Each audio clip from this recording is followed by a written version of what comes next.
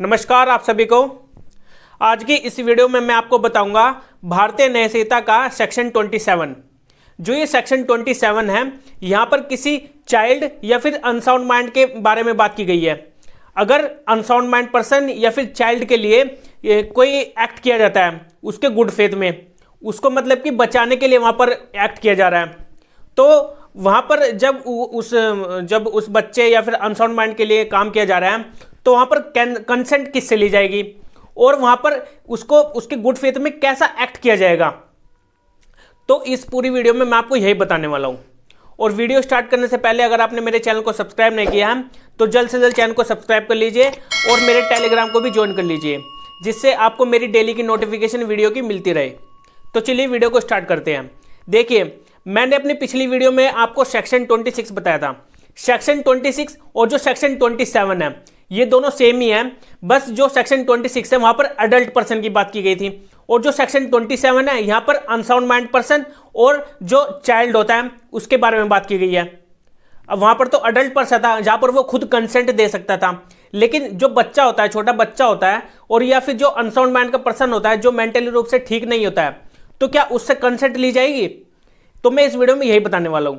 तो पहले मैं आपको इसकी बेरेक्ट लैंग्वेज बता देता हूं, इसकी बेरेक्ट लैंग्वेज यहां पर क्या कह रही है। फिर उसके बाद मैं आपको एग्जाम्पल के तौर पर समझाने की कोशिश करूंगा, जिससे आपको ये पूरा सेक्शन क्लियर होगा। तो चलिए शुरू करते हैं। जो सेक्शन 27 है यहां पर जो इसकी बेरेक्ट लैंग्वेज है वो बता रही है nothing is an offence which is done for the benefit of a person unsound mind, और जो चाइल्ड है जो अंडर 12 ईयर्स ऑफ एज का है, मतलब कि जिसकी 12 साल से कम उम्र की एज है, और जो अनसाउंड माइंड का पर्सन है, इन दोनों के बारे में बात की गई है। यहाँ पे इसमें लिखा भी हुआ है जो 12 ईयर्स का जो बच्चा होता है उसके नीचे का, तो इन दोनों के लिए यहाँ पर उसके बेनिफिट के लिए वहां पर किया जा रहा है कोई काम, तो वहां पर उसको ऑफेंस तो मानना नहीं जाएगा। लेकिन इसमें एक बात और कही गई है कि जो कंसेंट ली जाएगी चाइल्ड की और जो अनसाउंड माइंड पर्सन की, वो उनसे ली जाएगी या फिर उनके गार्जियन से? नहीं, चाइल्ड और जो अनसाउंड माइंड का पर्सन होता है वो इनकैपेबल होता है अपना कंसेंट देने के लिए, क्योंकि वो उनको समझ नहीं होती उस बारे में। तो इसी वजह से उनके जो गार्जियन होते हैं, या फिर उनका अगर कोई गार्जियन भी नहीं है, या फिर उनके कोई रिलेशन में है, ठीक है, उसके कोई रिश्तेदार होंगे, या फिर उस पर्सन का जो भी लॉफुल चार्ज होगा, लॉफुल उसका जो चार्ज होगा उस पर्सन के ऊपर, तो वहां पर वो कंसेंट देगा उसके बिहाफ पे, उस चाइल्ड के बिहाफ पे, और जो अनसाउंड पर्सन है उसके बिहाफ पे। और वो कंसेंट देगा एक्सप्रेसली और इम्प्लाइडली। जैसे मैंने पिछली वीडियो में आपको बताया था एक्सप्रेसली और इम्प्लाइडली होता क्या है, तो एक्सप्रेसली और इम्प्लाइडली वहां पर वो अपनी कंसेंट देगा for the benefit of the person unsound mind, और जो चाइल्ड है वहां पर उसके बेनिफिट के लिए। लेकिन इसमें आगे ही बताया गया है कि अगर वहां पर उसको हार्म किया जा रहा है तो वहां पर उसको हार्म कब माना जाएगा। इसमें प्रोवाइजो भी बताए गए हैं। इसके प्रोवाइजो क्या कह रहे हैं यहाँ पर, इसके अंदर जो प्रोवाइजो क्लॉज ए है, क्लॉज ए में ये बताया गया है कि इंटेंशनल कॉज टू डेथ, यहाँ पर इंटेंशनल है, उसकी इंटेंशन है उस पर्सन की डेथ करने की, और आगे बताया है या फिर अटेम्प्ट करने की कोशिश करते हैं उस जो पर्सन है, जो चाइल्ड है और जो अनसाउंड माइंड पर्सन है, उसकी डेथ करने की वहां पर क्या की जा रही है, अटेम्प्ट की जा रही है, मतलब कि प्रयास किया जा रहा है वहां पर, तो भी उसको वहां पर एक ऑफेंस मान लिया जाएगा। ये प्रोवाइजो बता रहा हूं मैं आपको। इसके बाद जब पूरा कंप्लीट हो जाएगा प्रोवाइजो समझाने के बाद, मैं आपको इसके एग्जाम्पल्स बताऊंगा।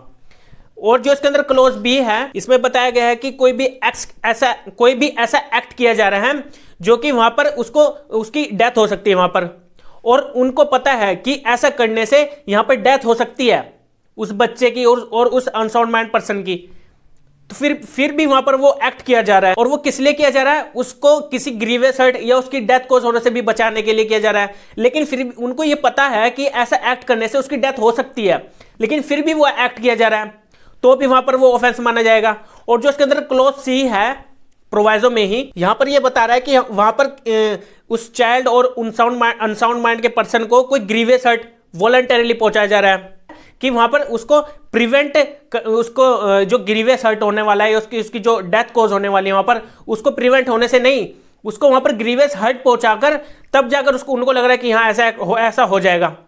इसको मैं एग्जाम्पल के तौर पर समझाऊंगा, पहले मैं आपको इसकी बेरेक्ट लैंग्वेज बता रहा हूं।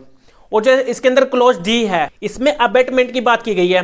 कोई अबेटमेंट करके, वो जो अबेटमेंट कर रहा है वो एक ऑफेंस कर रहा है वहां पर, ठीक है।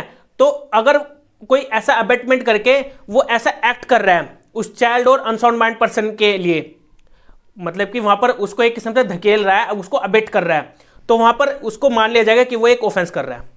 अब मैं आपको इस बेरेक्ट लैंग्वेज की कुछ एग्जाम्पल बताऊंगा, एग्जाम्पल से आपको क्लियर होगा। देखिए जो मैंने आपको स्टार्टिंग में ही जो बेरेक्ट लैंग्वेज बताई थी, इसका मैं पहले आपको एक एग्जाम्पल दे देता हूं, एग्जाम्पल से आपको क्लियर हो जाएगा।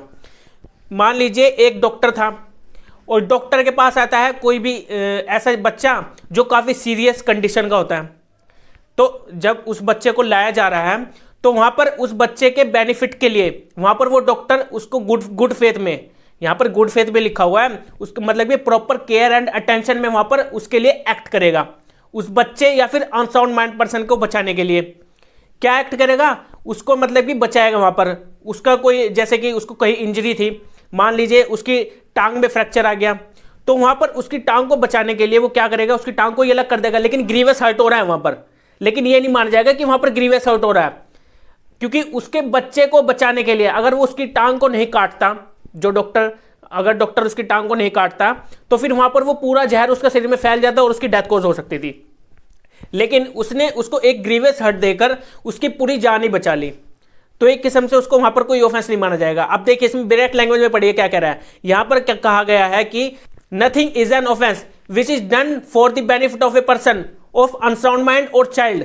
ये कही गई है बात, तो वो जो डॉक्टर है वो उसके बेनिफिट के लिए वहां पर काम कर रहा है, तो उसको वहां पर तो नुकसान पहुंचा नहीं रहा, ठीक है। और आगे बताया गया है जो वो कंसेंट है उसके बिहाफ पे कौन कंसेंट देगा, जो वो बच्चा है उसके पेरेंट्स ही देंगे ना, या फिर उसका जो लॉफुल गार्जियन होगा वो देगा, या फिर उसको कोई रिश्तेदार होगा वो देगा वहां पर कंसेंट, एक्सप्रेसली भी दे सकते हैं या फिर इम्प्लाइडली भी दे सकते हैं। तो वहां पर उसकी कंसेंट दी जाएगी उसके गार्जियन के थ्रू, वो खुद नहीं दे सकता। लेकिन मैंने आपको पिछली सेक्शन 26 में बताया था, जो मैंने सेक्शन 26 में आपको बताया था कि वहां पर वो कंसेंट खुद दे रहा है, क्योंकि वो एडल्ट है, वहां पर एडल्ट पर्सन की बात की गई थी। लेकिन सेक्शन 27 में यहां पर चाइल्ड और अनसाउंड माइंड पर्सन की बात की गई जो इनकैपेबल है अपनी कंसेंट देने के लिए, तो यहां पर उनके गार्जियन देंगे। तो अब इस एग्जाम्पल से तो आपको क्लियर हो गया होगा जो सेक्शन 27 ये क्या कह रहा है। अब जो इसमें प्रोवाइजो दिए गए हैं, जो 4 इसमें प्रोवाइजो दिए गए हैं, इन 4 प्रोवाइजो को भी समझना आपके लिए काफी इंपॉर्टेंट है, क्योंकि अगर ये समझ लिया तो आपने पूरे सेक्शन को समझ लिया। अगर आपके पास कोई भी ऐसा केस आता है तो आप उस केस में इसकी हेल्प ले सकते हैं सेक्शन 27 में।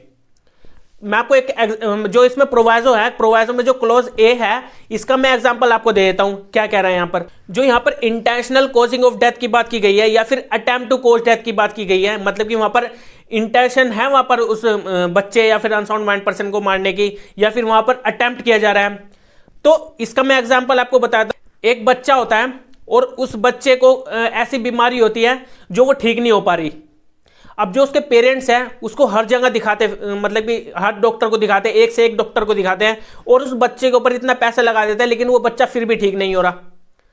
अब उसके पेरेंट्स के लास्ट में क्या सोचते हैं, वो सोचते हैं बच्चा तो ठीक नहीं हो रहा, अब इसको भी काफी दर्द ही महसूस होता है जब भी इसकी कोई सर्जरी की जाती है इसके शरीर में, या फिर इसको कोई भी ऑपरेशन किया जा रहा हो, तो इस बच्चे को भी काफी ज्यादा दर्द सहना पड़ता है और हमारा पैसा भी खर्च हो रहा है। तो पेरेंट्स वहां पर ये सोच लेते हैं।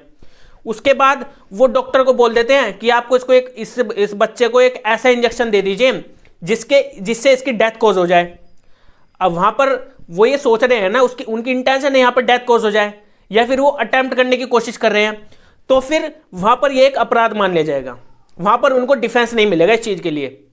वहां पर किसी पर्सन की डेथ कॉज नहीं कर सकते, चाहे कोई भी कंडीशन हो। अगर वो परेशान हो, मतलब कि जैसे मैंने अभी आपको एग्जांपल बताया कि वहां पर वो काफी परेशान हो गए थे, क्योंकि उसको काफी डॉक्टर को भी दिखाया लेकिन वो ठीक नहीं हो रहा उनका बच्चा, तो इसी वजह से वो डॉक्टर साहब को बोल देते हैं कि आप इसको एक ऐसा इंजेक्शन दे दीजिए जिससे इसकी डेथ कॉज हो जाए और ये उस दर्द से छुटकारा पा ले, मतलब कि डेथ कॉज हो जाए उसकी। तो वहां पर वो एक ऑफेंस कर रहे हैं, और जो वो डॉक्टर वहां पर कर रहा है एक्ट, वो डॉक्टर भी वहां पर लायबल माना जाएगा उस अटेम्प्ट के लिए, या फिर उसके जो कॉजिंग डेथ कर रहा है वहां पर इंटेंशन हो जाती है एक किस्म से उसकी भी वहां पर, तो वहां पर उस डॉक्टर को भी लायबल ठहराया जाएगा। क्लोज है यहां पर ये बता रहा है, जो प्रोवाइजो में बता रहा है। और जो इसके अंदर क्लोज बी है, यहां पर क्लोज बी में ऐसा एक्ट किया जा रहा है जहां पर उस बच्चे की या फिर उस अनसाउंड माइंड पर्सन की डेथ हो रही है, डेथ कॉज हो रही है वहां पर, तो वो कैसे हो रही है। अब यहां पर तो कैसे, यहां पर उनकी इंटेंशन होगी, इसका मतलब क्लोज बी में इंटेंशन वर्ड नहीं दिया गया है, लेकिन वहां पर वो एक किस्म से इसमें यह भी लिखा हुआ कि वो प्रिवेंट नहीं कर रहे उसको उसके डेथ कॉज होने से। अदर देन में देखना है इसमें, other than the grievous hurt और कॉजिंग डेथ फॉर प्रिवेंटिंग, मतलब कि उसको प्रिवेंट करने से नहीं रोक रहे हैं। तो मैं इसका आपको एग्जांपल से समझा देता हूँ क्या कह रहा है ये सेक्शन, क्या कह रहा है ये बी, जो बी प्रोवाइज हो यहाँ पर। मान लीजिए कोई एक बच्चा है, या फिर अनसाउंड माइंड पर्सन की बात ले लेते, चलो अनसाउंड माइंड पर्सन का है, तो अनसाउंड माइंड पर्सन है वहां पर एक, उस जो अनसाउंड माइंड पर्सन के जो पेरेंट्स होते हैं वो उसको एक किसी बाबा के पास ले जाते हैं। तो जो वो बाबा होता है वो उसको बाबा ये बोलता है कि अगर आपको ठीक होना है तो आपको क्या करना होगा, आपको एक जंगल में जाना होगा, उस जंगल में काफी सारे सांप है, तो उस सांप के बीच में से होकर आके आना होगा, मतलब आपको उस जंगल में से होके आपको अकेले जाना है और अकेले वापस आना है। और उस जंगल में काफी सारे सांप होते हैं, और उसने बाबा ने उसको पहले ही बता दिया होता है कि उस जंगल में काफी सारे सांप होते हैं जहरीले। अब उसके जो पेरेंट्स होते हैं उनके जो पेरेंट्स वो भी वहां पर मान लेते हैं, ठीक है, भेज देते हैं इसको। अब वो क्यों भेजते हैं, ताकि वहां पर जो उसको बीमारी है उसको बचाने के लिए। अब लेकिन उस बाबा को वहां पर पता है कि ऐसा एक्ट करने से उस पर्सन की डेथ हो सकती है, उस अनसाउंड माइंड पर्सन की डेथ हो सकती है। और उनके उस अनसाउंड माइंड पर्सन के पेरेंट्स को भी पता है कि अगर सांप ने काट लिया जंगल में तो वहां पर हमारे बच्चे की डेथ हो जाएगी। तो वहां पर एक किस्म से उनको पता है, लेकिन वो फिर भी भेज रहे हैं वहां पर। तो अगर वहां पर जो भेज रहे थे तो उसकी डेथ हो जाती है, वहां पर सांप ने काट लिया होता है उसको, जहरीले सांप ने। तो बाबा ने पहले ये बोला होता है कि अगर उसको काट भी लिया सांप ने तो मैं इसको बचा लूंगा। अब बाबा क्या करता है, बाबा ने तो बोल दिया, अब जो भगवान की मर्जी थी ऐसा हो गया, भगवान की यही मर्जी थी, वो चले गया आपका बच्चा। तो वहां पर उस ढोंगी बाबा ने क्या करा, उनको वहां पर लपेटे में लेकर वो वहां से भाग गया। तो वहां पर अब लायबल कौन होएगा, वो बाबा तो हो गई लायबल, अब वहां पर उसके पेरेंट्स भी लायबल होंगे। अब क्लोज बी में यही बताया गया है कि यहां पर उन्होंने सोचा तो था, लेकिन उनको यह पता था ऐसा एक्ट करने से हमारे बच्चे की या फिर उस अनसाउंड माइंड पर्सन की डेथ हो सकती है। अब उनको इस बात का पता था, लेकिन फिर भी उन्होंने ये एक्ट किया, तो वहां पर वो जो पेरेंट्स हैं उनके, वो भी लायबल ठहराए जाएंगे जो उसके बच्चे की वहां पर डेथ हुई है। तो क्लोज बी भी आपको क्लियर हो गया होगा। और जो क्लोज सी है इसमें प्रोवाइजो सी है यहां पर, वो यहां पर बता रहा है कि वॉलंटरी कॉजिंग ग्रीवियस हर्ट।